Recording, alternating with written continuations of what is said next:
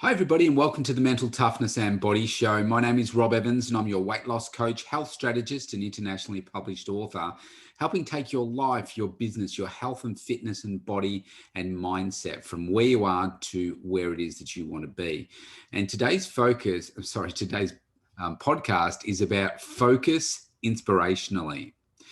So we're just here in Melbourne, Australia. We're just a couple of days out from Christmas Day now. And we're heading into a time where some of you might be getting busier, depending on your business.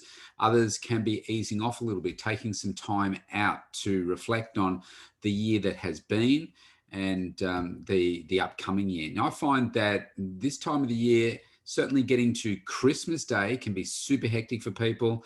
And then we've got that between, Christmas and New Year phase where things can be a little bit quieter for people before going back into the new year. So certainly in our country here, a lot of people take leave up until, say, the 11th of January. Sometimes it's just from mid-December through to, say, the 4th of January.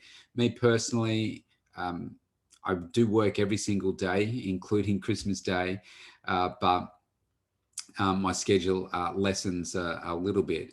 So what I look to do over this period of time is how can I focus, but inspirationally? Where can I draw on to get some more inspiration? So I've got 4 areas where I'd like to talk to you about today, where I like to draw my inspiration from, because I will be taking some time out over this time too. I'm not going away on holidays. I mean, with COVID and everything here, if you're watching the news right now, you'll know that the state north of me, which is New South Wales, they're going through a bit of a COVID crisis right now. They're locking down certain parts for Christmas there. We are open. We've only got 1 case that's come from New South Wales into our state that we know of at the moment. But I'm not traveling anywhere. I'm spending some time with my kids, and we're staying locally. We might do some short sort of day trips, but we're not going on holidays. Everything's really expensive. It's hard to get anywhere to stay. And I think everybody's still a little bit nervous. Well, I certainly am. So I'm just staying close to home.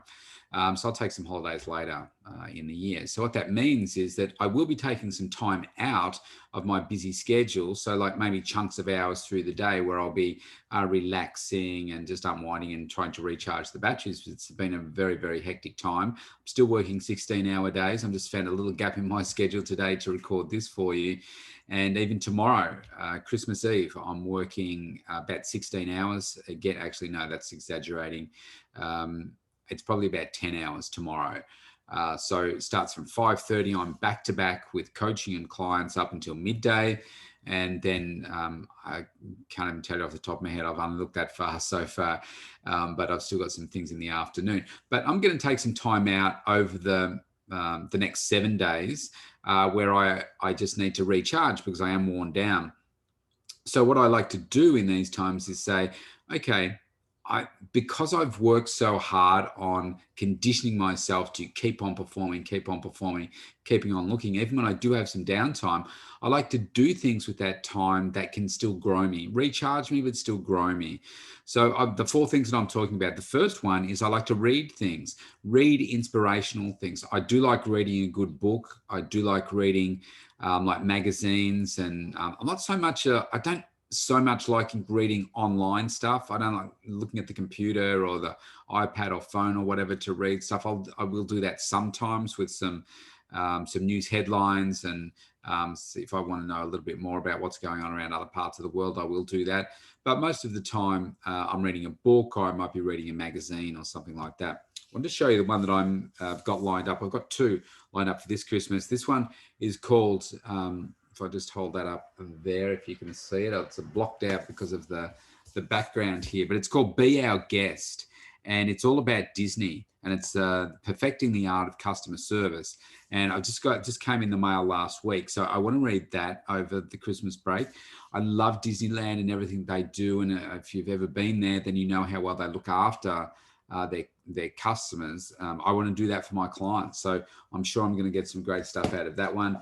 And the other one that I haven't started reading yet, it's called Resilient. It's by, if I hold it back here, you can see it. It's by Kathy Coover. Kathy Coover is with the co-founder with her husband, Jim, of Isogenics. It's like a $7-8 billion global company now, and that they're doing some great work there, and I'm affiliated with them. So I want to read that. So there are a couple of things that I'm going to read to. Another thing that I like to do is watch things where I can draw some inspiration. Now, what would I be watching? I do like a good movie, so I will watch a few different movies. So some of the ones that I do like watching a good inspirational movie, but you can kind of take some inspiration out of any movie, really, even if it's the Lego movie. Really, if you look at the characters and everything, you can draw some inspiration from that, because within every movie, there's normally a hero, or there's somebody that's been beaten down and struggles, and through adversity reaches what it is that they want to achieve. And that's what we all want to do in life, isn't it? So I can be quite inspired by different movies, whether they be action movies or true stories, anything like that. I don't personally have Netflix, believe it or not, so I don't watch anything on Netflix, but I'll watch some things on YouTube, or I just might watch some old movies that I've got. But I find that can be a relaxing way. You might see something after you've seen a movie a couple of times, even when you draw on some inspiration from it. Me personally, I find that works for me. Another one is about listening. So you can watch something and not listen to it, but also like with podcasts. So I listen to a few different podcasts. So I'm about to start listening to Gillian Michaels one, having interviewed her, and listening in more depth as to the topics that she's talking about, who she's having on her show, and that kind of stuff. I also listen to JT. I listen to his podcasts and what he puts on Millionaire Flicks. So I listen to those as well. And they're really the main ones at the moment. So I'm just drawing on inspiration. Me personally, I find that if I'm listening to too many, then it can be unusual for every person to have common themes. And I guess it's the left brain thinking of me, where I do like to have a consistency, rather than saying, oh, well, this person says this person says this person says this one says this. You kind of get, I certainly all get muddled up. So I'm like, okay, I want to channel my focus right now and listen to JT because he's consistent. I listen to Gillian for another element of, what I'm wanting to do with this show, but also with myself and working with my clients, and just getting more of a perspective from the biggest brand in health and wellness as well.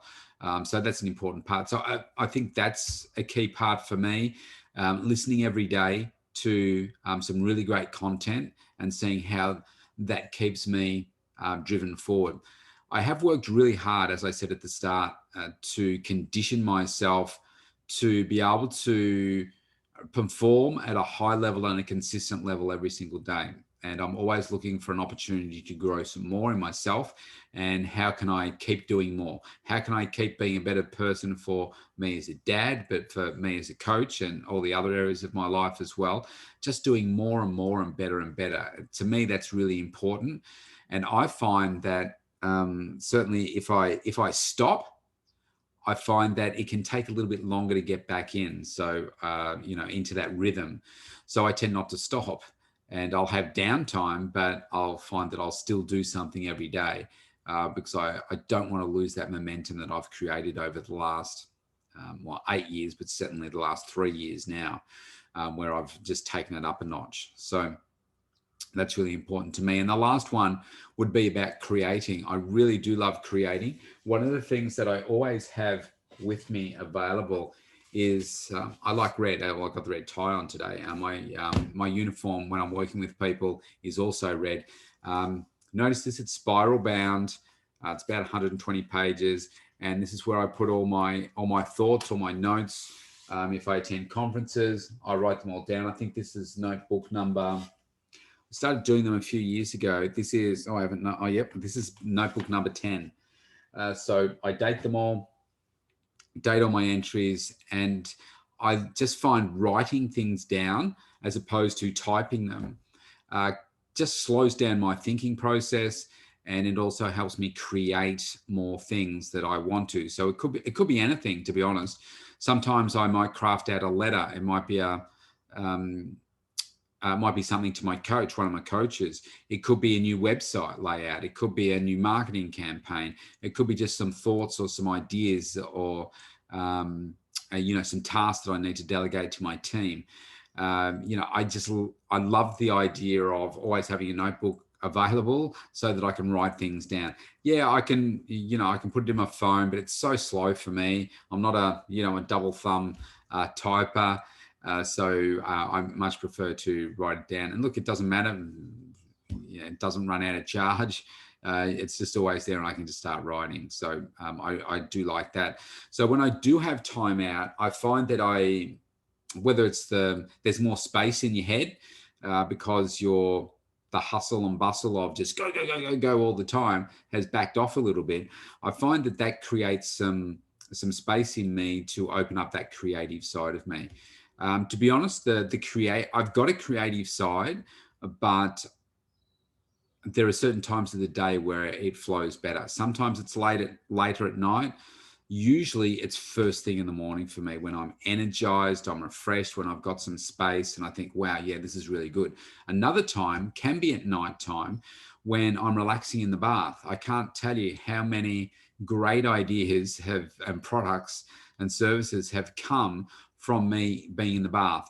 Now, why do they come there? Because I'm relaxed, I'm unwinding, and I'm not thinking about all those go, go, go type things. I'm just taking some time out. I've got my eyes closed. I'm relaxing. I might be listening to something inspirational or watching something inspirational, and just bam, an idea comes to me. I think, oh, wow, that's a really good idea. I've got to capture that. So if I'm in the bath, I don't normally have my notepad with me because it'll get all wet, but I might grab the phone then. I might record a voice memo or something like that so it's not lost. But I've had some really great ideas come in that way. Just because I'm a bit more relaxed. So again, if I go on a holiday, always take my notebook with me. If I get on a plane somewhere, which has not happened for a year now, but I will always take a notepad with me and just write, because I've just got that creative space to do things. So they're my 4 things. So read things, read books, read articles, read magazines, watch movies, watch documentaries, watch something that is going to inspire you, thrive you. Listen to podcasts, listen to music. Sometimes music can open up a different part of you as well. Listen to the people around you. When you're, so I just did a coaching session today, actually. I'll mention this one because this is, I found this really interesting. When it comes to coaching some of my clients, I can see that they either live in a toxic environment or hang out in a toxic environment. And for instance, if somebody is trying to go on a really big weight loss journey, and all their family, all their household, all their friends, all their work colleagues are all overweight, then it makes it really difficult for them to be able to make that change. But you put that same person in an environment where, say, everybody's got a healthy lifestyle, the conversations are different, the activities are different.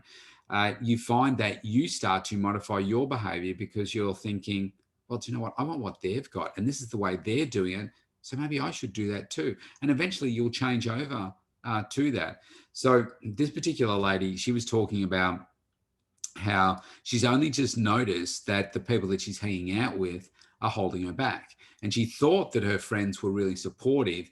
And she said, because they're not pulling her down and saying, oh, this, and this. And they're quite supportive of her journey and her results. But she said she's just noticed that people are asking her what it is that she's doing. She's telling them what it is that she's doing. And they're saying, oh, that's good for you, but I couldn't do that. That's too hard, blah, blah, blah. So they're not like deliberately pulling her down, but they're saying, well, I couldn't do that. And what that has said to her is, maybe I'm hanging out with the wrong people, because the people that you want to hang out with are saying, let's do more. That's fantastic. Let's share that experience. Let's, go and do this activity together now. So she started hanging out with a friend that she hasn't seen for a little bit, and they've got a new partner. And she said she had dinner with them, and the conversation that the partner was having and she was having, she thought, actually, I need to be spending more time with you guys, because you guys are either where I want to be, or you're on the pathway to where I want to be. So I need to be around more people like you. And so I thought that was a really big breakthrough and realization for her, because as adults, it's hard for us to find new friends unless we specifically work at it. So she picked that up because she was listening to what her friend and her new partner was saying, and it really uplifted her. So don't underestimate the conversations that you have over Christmas as to how powerful they may be in influencing you. And the last one is about creating. So think about what it is that you can create over this break to launch you into next year. Maybe it's a new product, maybe it's a new service, maybe it's a series of videos, maybe it's a podcast, maybe it's a book, maybe it's an article, whatever it is. Think about what it is that you can create over this period to really fire you up, really get you inspired. Because let's face it, we're fatigued as a planet. We are fatigued as a human race because of all the anxiety, the uncertainty, the unknown of what's gone on this year. I mean, we were locked down for almost 8 months, and that was so hard. The mental impact, the mental health impact this year has been huge. The physical impact as a result of the mental impact has also been massive. A report came out yesterday saying that in Australia here, just Australia, so we're talking about a population of, what have we got, 28 million, something like that, 30 million. The expenditure on alcohol over the last 12 months for the coronavirus period has gone up by $2 billion. So it's pretty clear to see that how people have been responding to COVID with alcohol. What you've got to do is think, how can I tackle this next year differently? We're fatigued.